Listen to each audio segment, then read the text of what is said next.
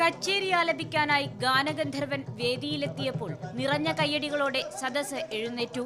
തിങ്ങി നിറഞ്ഞ സദസ്സിനെ സാക്ഷിയാക്കി യേശുദാസ് കച്ചേരി ആലപിച്ചപ്പോൾ സംഗീതപ്രേമികൾ ആവേശത്തിരയിലാണ്ടു. യേശുദാസിന്റെ കച്ചേരിയോടെയാണ് 40 വർഷമായി നൃത്ത സംഗീതോത്സവത്തിന് തുടക്കം കുറിക്കുന്നത്.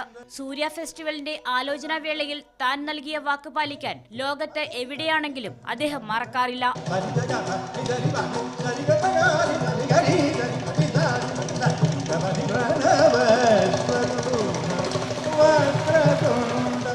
സ്പീക്കർ പി ശ്രീരാമകൃഷ്ണനാണ് നൃത്ത സംഗീതോത്സവം ഉദ്ഘാടനം ചെയ്തത്.